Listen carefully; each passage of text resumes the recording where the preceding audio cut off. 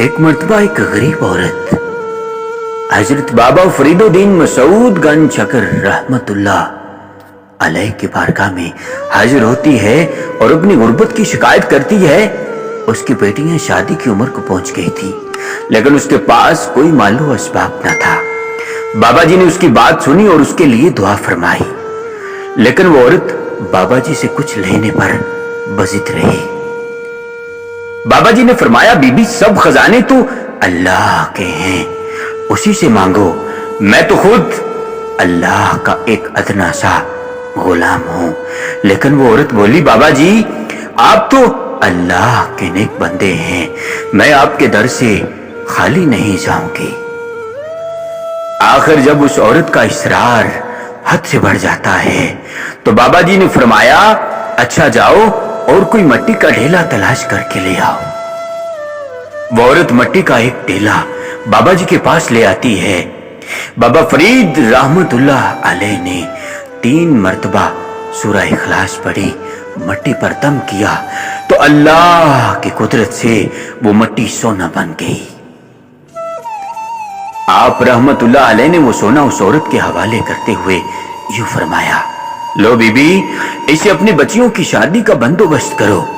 وہ عورت شکریہ ادا کرتی ہوئی چلی گئی، لیکن سونا بنانے کا نسخہ اس کے دماغ میں بیٹھ گیا۔ گھر جا کر اس نے مٹی کے کئی ڈیلے اکٹھے کیے، سارے گھر کو پاک صاف کیا اور خوشبو سے مہکا دیا۔ غسل کر کے پاک صاف لباس پہنا اور اپنے عمل میں شدت پیدا کرنے کے لیے اس نے 3 کی بجائے 300 بار سورہ اخلاص پڑھی اور مٹی پر دم کیا۔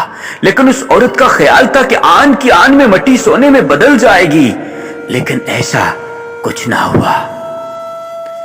عورت پر جنون کی کیفیت چھا جاتی ہے، وہ بار بار سورہ اخلاص پڑھتی ہے اور مٹی پر دم کرتی ہے، لیکن مٹی ہی رہتی ہے۔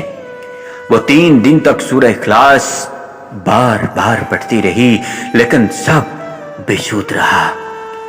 آخر وہ مٹی اٹھا کر بابا فرید رحمت اللہ علیہ کی خدمت میں حاضر ہوتی ہے اور شکوہ کرنے کے انداز میں بولتی ہے، بابا جی آپ نے نہ تو وضو کیا تھا، نہ غسل، نہ ہی خوشبو کا اہتمام کیا، بس 3 بار سورہ اخلاص پڑھی اور مٹی سونا بن گئی۔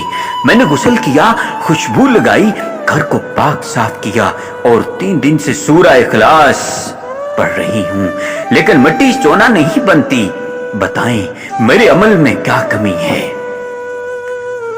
بابا فرید رحمت اللہ علیہ کی آنکھیں نم ہو گئیں۔ آپ رحمت اللہ علیہ نے سر کو جھکا لیا اور بھیگے ہوئے لہجے میں فرمایا، تیرے عمل میں کوئی کمی نہیں تھی، بس تیرے منہ میں فرید کی زبان نہیں تھی۔ سبحان اللہ، بے شک یہی وہ اللہ کے بندے تھے جو اللہ کے نزدیک انعام یافتہ قرار پائے۔ سلام ہو ایسی شخصیت کو، سلام ہو ایسی شخصیت کی عظمت کو۔